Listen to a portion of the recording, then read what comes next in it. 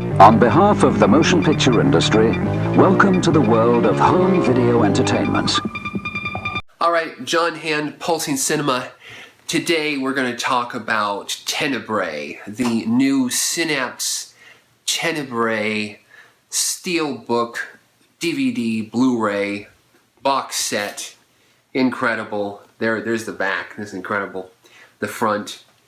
In a nutshell, the Synapse Tenebrae Blu-ray is incredible. At this point, exclusively available on the Synapse website at a relatively inflated price for about 36 bucks. Synapse did something similar with over a year ago, I believe, with the Demons films. Lamberto Bava's Dario Argento produced Demons films, where they had two steelbooks available of Demons 1 and 2 available on their website only at kind of an inflated price. Limited edition releases. They've subsequently re-released Demons 1 and 2 in regular Blu-rays, non-steelbook editions, regular editions without all the special features. They may do the same thing with Tenebrae. They have not announced at this point.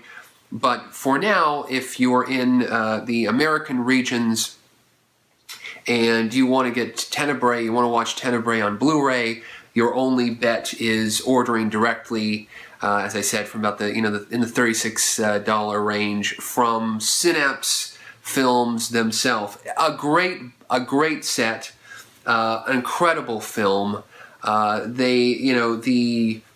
The video quality of this release is really incredible. Synapse is, of course, the company that the great Don May of that Laserdisc company, Elite Entertainment, started after he moved on from Elite Entertainment. And he's been, this guy is the ultimate videophile, the ultimate, DVD producer, Blu-ray producer. Done some incredible releases over the years with Synapse, with Triumph of the Will, or Lamora, Maniac Cop.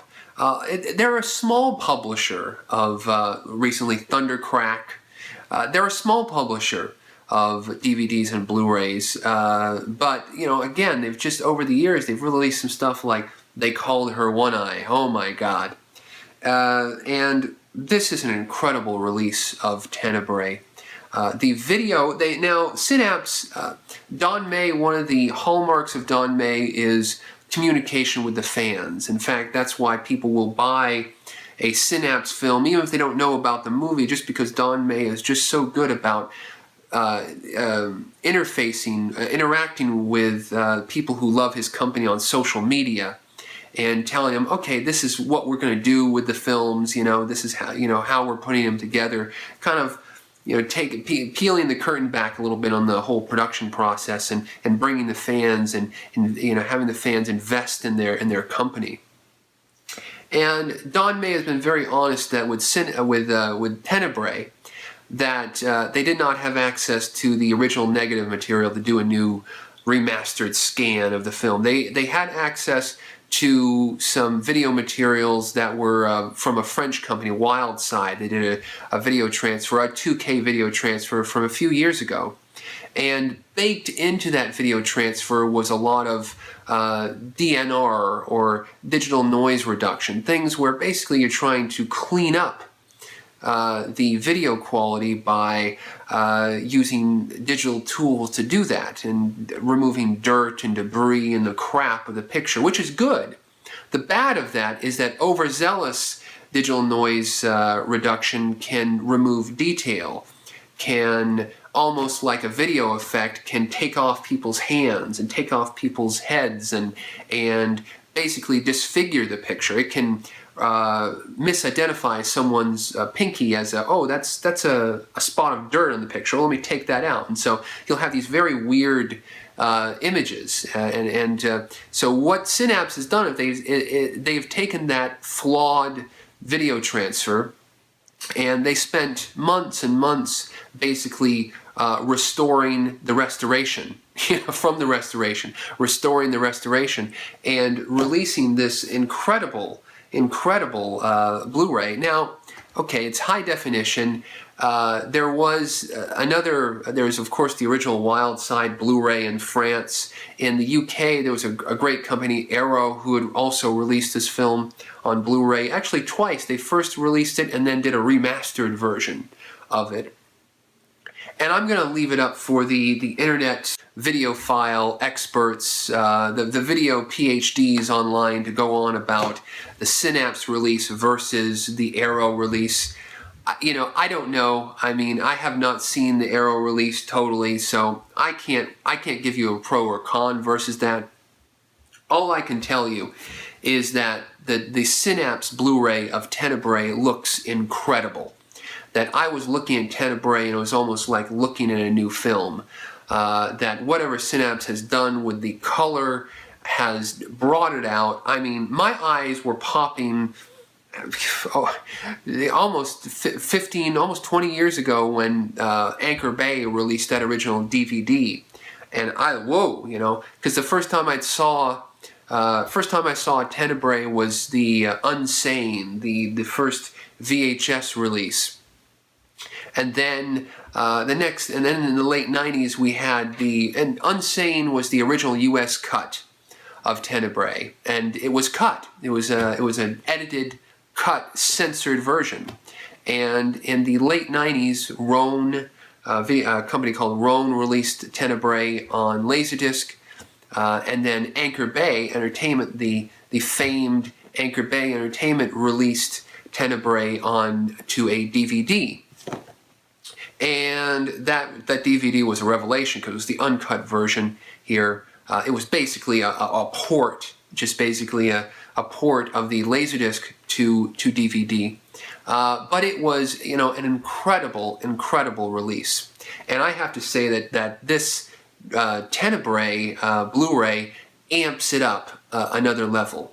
It's an incredible video quality, and it was a revelation. You know, audio quality here, we have I believe a lossless mono audio track.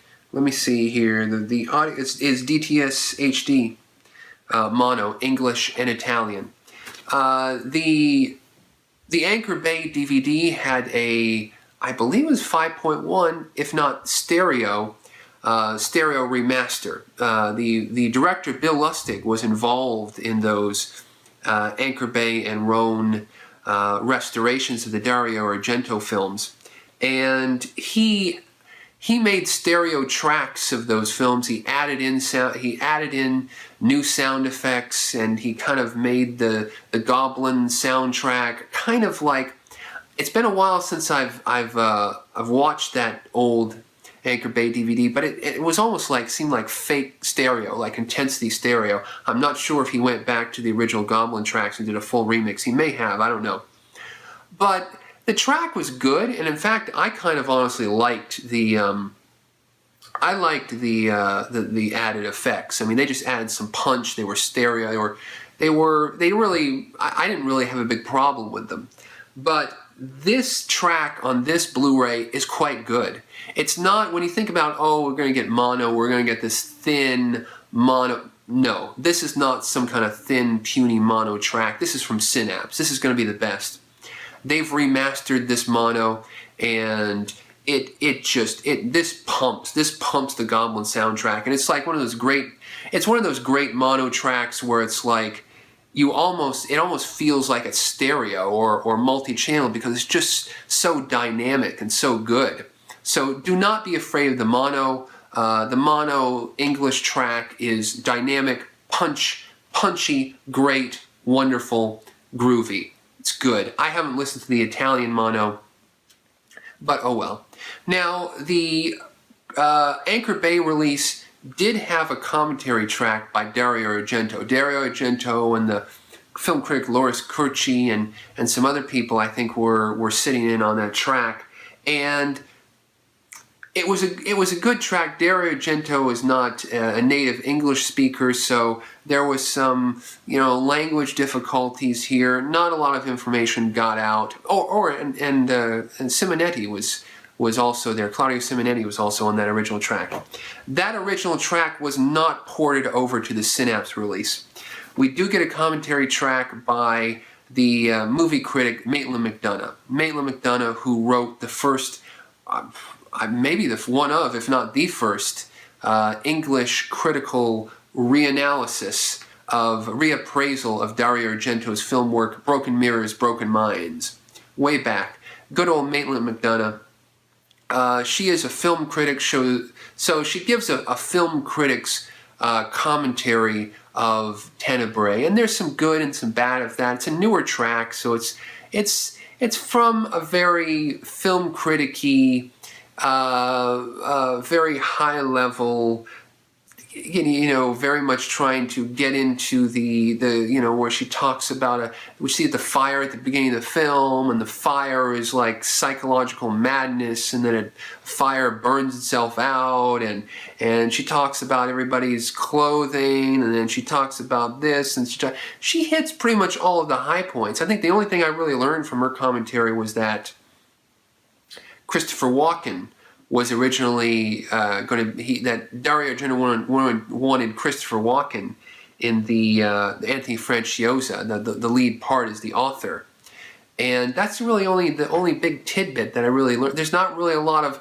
I'm spoiled on the Tim Lucas style commentaries, the David Callett and the Tim Lucas commentaries, which are like thorough, like it's like a dude who, before he saw the film, he read 30 books about the film and 30 books about the filmmaker, and he's interviewed all these guys. And when you listen to like a Tim Lucas commentary on a Mario Bava film, he can tell you every bit actor, what 5 films they starred in, who they were married to, when they died, all of this stuff. That is the pinnacle of a critic commentary. And then sometimes you get these critics who are going things from a very high level. They may be very learned and very educated about the subject matter, but they're just not focusing on that. They're off in thesis land, which is a good place. I mean, you can learn stuff from that, and I don't think that's bad. But for my money, I'm a little more interested in either commentaries by the actual filmmakers, or or someone who's going to give me all the nuts and bolts and maybe dish a little bit of dirt. Why not? And a high level kind of politically correct critic commentary is not my cup of tea. If it's your cup of tea, and I think it might be a cup of tea for a newcomer to Dario Argento, they might get a lot from Maitland McDonough's commentary. But if you know the stuff, it would be nice if, basically, I want Tim Lucas to do a commentary track on every movie. That would be better. So yeah, okay, that there's the commentary track. The international trailer, which is just a trailer that we've always seen, an okay booklet, not a mind-blowing booklet, not as good as the booklets that Vinegar Syndrome and Etiquette Pictures are doing. Those guys are incredible. And there's the English sequences. There are these English insert shots, like insert shots of the letters and the pages of the book and all that stuff. Parts of those were in the original VHS release, the English release, and they've been over the world. But basically, Synapse got a print of those that had all of them, and you can now watch them with the English language inserts throughout the film through seamless branching. It's about a 90-minute documentary, Yellow Fever: The Rise and Fall of the Giallo, directed by Callum Weddle, and okay documentary. Again, it gets it's a little too high level. I mean, I like Callum Weddle's 42nd Street Memories, but this doesn't rise to the level of 42nd Street Memories. But again, if you're a newcomer to the Giallo film, then you may really enjoy that. The unsane credit sequence and the end credits, the alternate the credits. With the Kylie Minogue "Take Me Tonight." Oh man, I love that. And the Japanese Shadow trailer with "Take Me Tonight." I've had the Shadow trailer on my channel here for years, and actually somebody just recently posted the one that's from this DVD or Blu-ray on on YouTube, and it is, I love that. That's one of my favorite trailers, really, of all time. The Shadow trailer. I love that Kylie Minogue song. I think it works perfectly for the film, and it's beautiful. It works beautiful as an end title sequence. I don't know why everybody hates it. I love it. And I guess that's it. Oh, and it also has a remastered soundtrack. The Tenebre soundtrack has been remastered and included as a CD in this release. The special features are not mind-blowing. I mean, the commentary is critic commentary. The documentary Yellow Fever is a good overview, and you get some nice bits of Umberto Lenzi, who is a madman, who basically claims that he invented the giallo, that Dario Argento, he was his mentor, and it's just like on that Nightmare City. Oh man, Umberto Lenzi, where he claims that like Nightmare City is like an AIDS parable, and he compares it to Philadelphia. He's a wacko. He's one of the great Italian. He just with those big wide eyes, and he just starts spouting this bullshit, and it's great. I don't even know if he believes what he's talking about. He's great, but he is incredible. But I made some interesting films. Like, didn't he make Spasmo? He did make some films which really, to his credit, are not.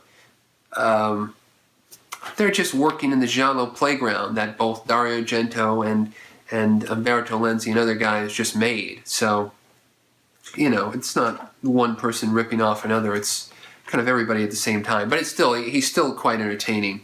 Okay, so Tenebrae. I want to really quickly talk about Tenebrae, because if you haven't seen Tenebrae, you're like, oh, this is good. Now, first of all, the title, Tenebrae, which is Latin for darkness. I think the Italian spelling of it is R-E, and then English is R-A-E. I don't know, maybe it'll confuse people. People think it's spelled Tenebre, So on the Synapse release, for some reason, they've given it the R-A-E. And then in the original DVD, it was R-E.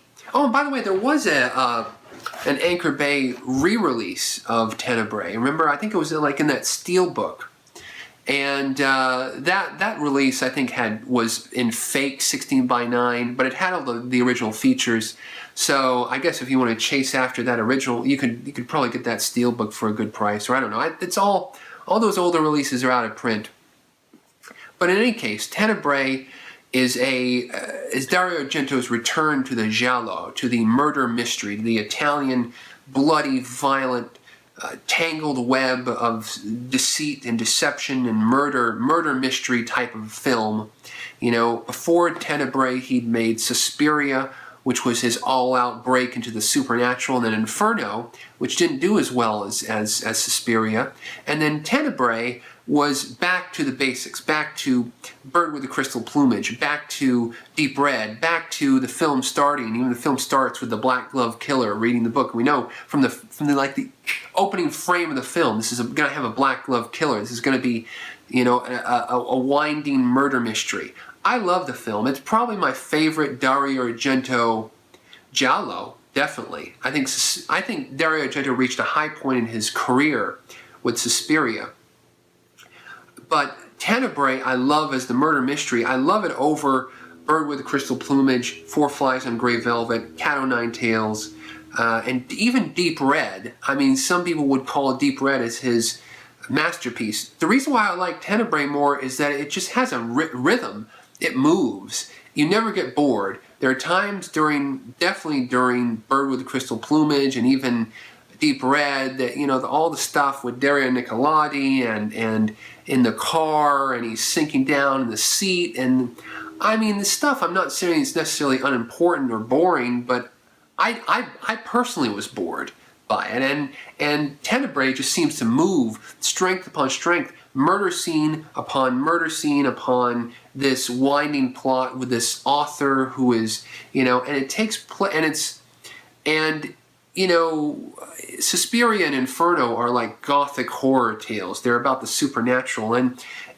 Tenebrae is kind of a film which is kind of set in a so-called realistic world, but it's this cold, modernistic,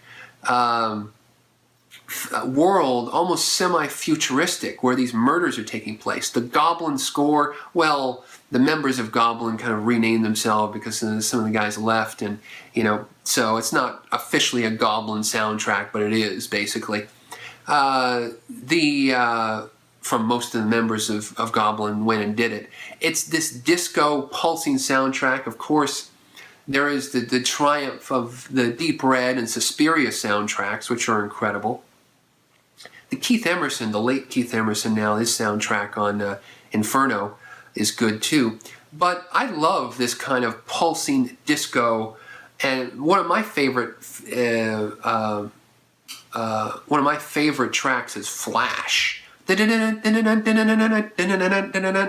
the track that you hear through most of the murders.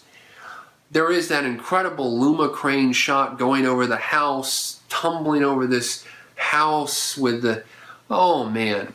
It's a film that's got legs, that moves, that just keeps me engaged.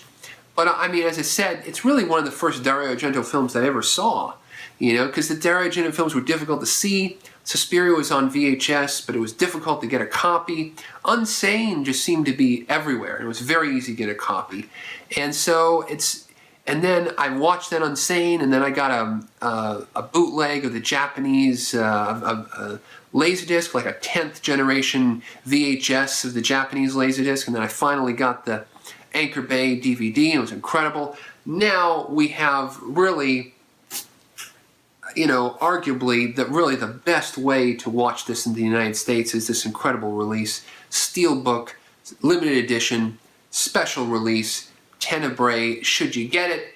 Absolutely. If you love the movie, absolutely. Is it better than the UK Arrow Blu-ray? I don't know. I think they have different special features, different stuff. But are you going to be disappointed by the audio and video quality on this one? An emphatic no. You're not going to be disappointed. If you love Tenebrae, you're going to love this release. So there you go.